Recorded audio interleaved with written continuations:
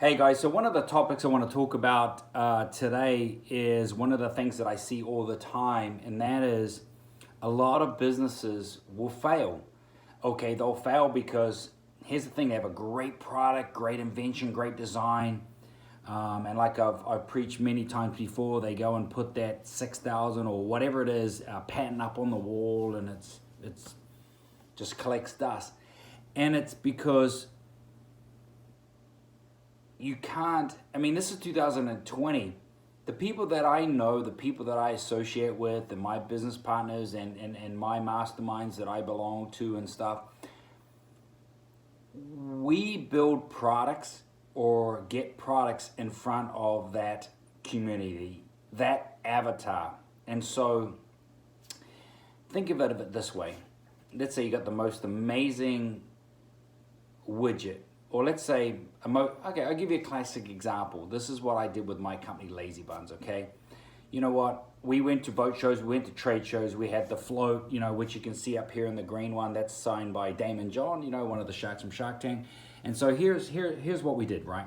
So we went to boat shows and trade shows, we sold it, we made money, it was great. We got the name out there. But there was a lot of people that came through and said, we're not allowed it. No, and I'm like, okay. So I started getting these, these people not wanting to buy it. I'm like, hey, let me ask you, why ain't you allowed to buy one of these Lazy Buns? Why aren't you able to buy one of these floats? And they basically said, oh, hey, we live in a community, a condo association. I'm like, you never think about that, right? So here's what the deal was. The person who was buying my product was around the 45 to 65, okay?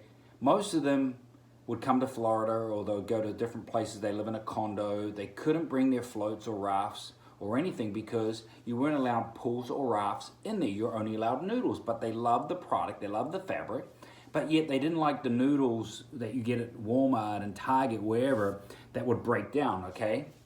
And there was always, this lady went on to say that there was always notifications about, like, you got to have you can't have it breaking down in the, breaking or tearing in the pool. It had to be new noodles. So there's all these different reasons. So I basically said, hey, we got to create a 2x4 noodle, which is, it looked like a piece of 2x4, right? 4 inches by 2 inches.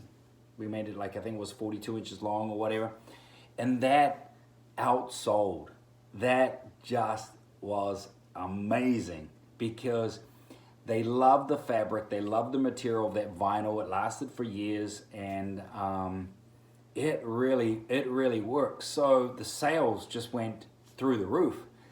But if I wasn't standing out front at a boat show and a trade show, and I wasn't talking and asking the questions like, why, I wouldn't have realized that. And so that's the reason most businesses don't even get a chance to come to me, because they're already out of money, they're already failing, they've got all this money in the garage and product in the garage, and it's because they've created a product that suited them and they haven't really tested it. They've got no avatar. Now, lucky for you, if you're in that boat, you're in that situation, there are people like myself, and there's companies where, excuse me, okay, that's no virus, where you can try to partner up with a person who is in a niche where your product would fit into, and that's really comes through, word of mouth or partnerships behind the door. So where it doesn't work is when you try to take that and you put it into retail, because retail doesn't know the product, the buyers don't know the product, they don't know if it's going to sell, and who knows, maybe the retailers don't even know who their real customer is, except for, hey, this product sold, this product didn't, get rid of it. I'd be pretty surprised to see if retailers are actually choosing products based on their avatars spending or searching behaviors, So Anyway, so that's that's my little 5-minute spiel on the product, making sure that you have a product that is really going to fit into what people want. And don't be scared to go and buy a product from Amazon that's similar to yours or similar to your invention and go out and sell it. Because here's the deal. If you're not willing to get off your ass and go out and sell and give up a weekend, then you're not gonna understand. Now, you could be smart and have a very high paying job, which most of my clients do, and they hire me to come in and I basically run the whole back of house. I set up the EDI, I set up the system, I set up all the presentations, set up all that stuff, get them in front. But I also know which buyers to get in front of.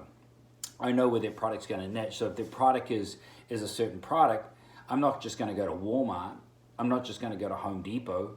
I'm going to go, okay, this is the product that fits into this. This is the buyer that they've got. There's a mental structure going on, or mental likeness to that product and that product line. And this is a 2.0 or 3.0. And you strategically, tactically do it that way. Otherwise, you just spin your bloody wheels, mate. So, hey, that's my quick 6-minute spiel. Have fun.